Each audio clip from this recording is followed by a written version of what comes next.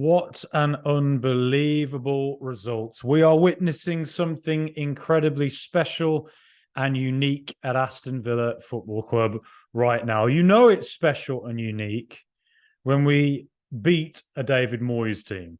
You know it's special and unique when we beat West Ham United, because these things don't happen very often at Aston Villa. You beat Brighton 6-1 at home, and you follow that up with a 4-1 demolition of West Ham, a team who have been really informed this season, and a team that doesn't really concede many goals. And I think today, but for one rocky patch after they scored their sort of fortuitous goal, um, we just outclassed them. We looked a much better football team, more dynamic. I think they carried threat on the break. And there were moments where you thought, okay, a shot from out the edge of the area might get its way in, as it has happened with Bowen's attempt. And, for a good 10 minutes after that, it felt like they were well on top and that we sort of lost our heads a little bit. But Aston Villa, we're a totally different prospect now, really. A totally different team. The Villa of old would have collapsed under that kind of pressure. Now, Brighton did the same. They pulled one back, I think, early after half time.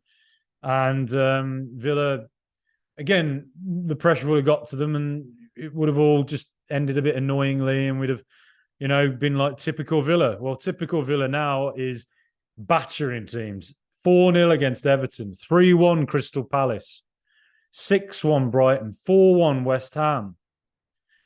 We are witnessing something very special and unique under Professor Unai Emery. I run out of superlatives. I run out of things to say about the man. My faith and trust in him is so high that were he to tell me the world was ending tomorrow, I'd go out and spend all my life savings on a big night out, assuming that the four horsemen were going to turn up and it'd be all over. Whatever he says, I believe. Whatever it is he's doing behind the scenes with his players, with his repetition of his coaching methods, getting players to constantly repeat things in training so that they become so much more used to it. Getting these players to believe that they are much better on the ball than perhaps previous managers ever allowed them to believe.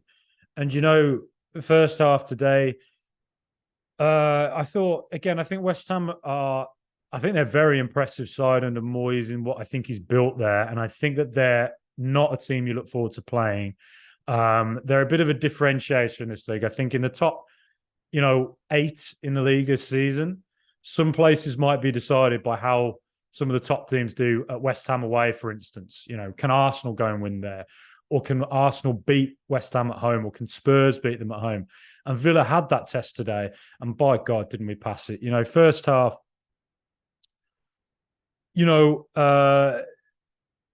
Villa, I think were just constantly patient on the ball, as we always seem to be now under Emery.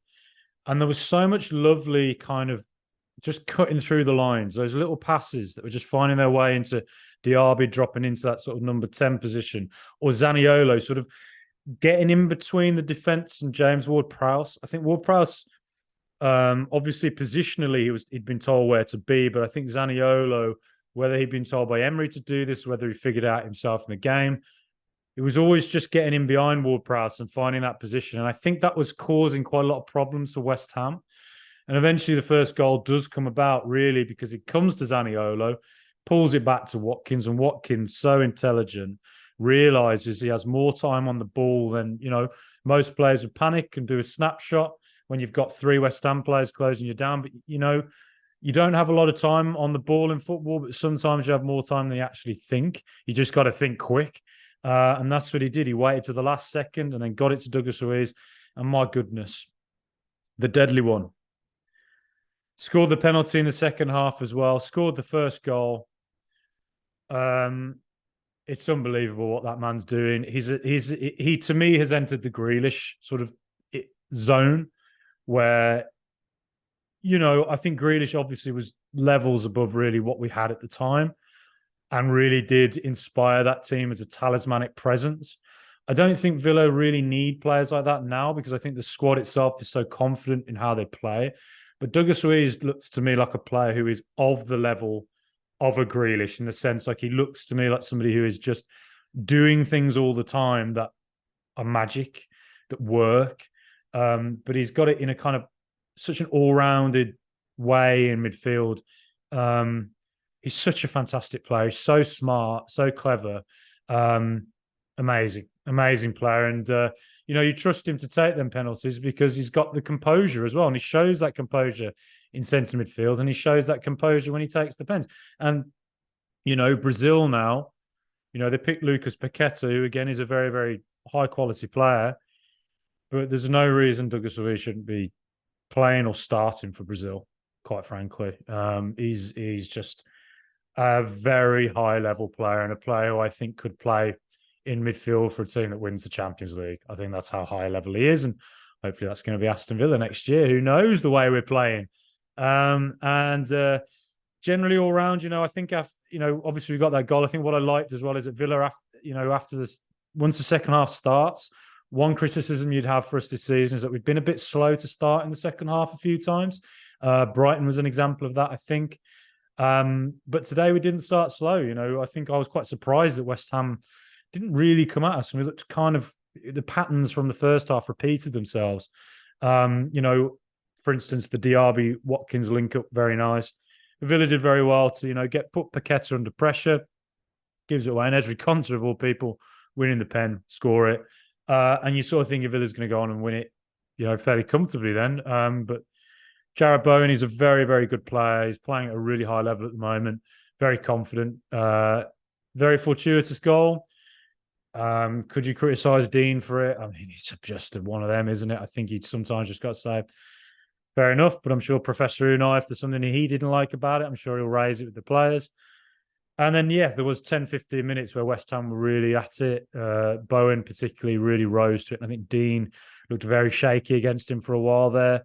I still think we missed the dynamic of Alex Moreno, which sounds ridiculous, considering we won 4-1, 6-1, 4-0, 3-1, that we're just kind of swatting teams aside for fun at the moment. But I still think Moreno adds just a real dynamic, sort of beating a man in a way that I don't think Dean does. At times, Dean, I think it's quite predictable what he's going to do with his cross. That's just nitpicking. But generally, I think for Villa then to, hold out, not collapse, soak up that pressure and then wait for the moment where we have the high quality attackers who can take an opportunity if it comes. What a ball from John McGinn. Super pat. One of them trademark curved left-footed balls over the top, perfectly weighted. Ollie Watkins, the man is in form, isn't he? The man is on fire. He is an outstanding striker. And even when he's not in form in front of goal, he's doing everything off the ball that you want him to do. But when he's scoring, he's doing it all off the ball and he's doing it on the ball as well. To follow up from his goal for England, what a finish. Just an amazing finish. And to be honest, we've seen him a lot. Against Brighton, he did it a couple of times where he got the ball, he ran at Kurt Zouma, I think, this time. And he tends to run at defenders and cutting on his right. And West Ham actually prepared for it quite well because I think it was Ward-Prowse who trapped back. And I thought, well, if he tries to cut in here, he's got, Zouma's. If he beats Zouma, he's got a midfielder who's trapped back and probably going to block that attempt at a shot. So, smartly, in his case, takes it on his left. And, I mean, to beat a goalkeeper of Areola's quality like that from close range is unbelievable. Have I been saying it was 3-1? It was 4-1, wasn't it? Oh, my God, look. I'm just forgetting. Did I say it was 3-1 to Villa today? It was 4-1, yeah, sorry. 4-1. Then, so super finish from Watkins, but then Leon Bailey's goal.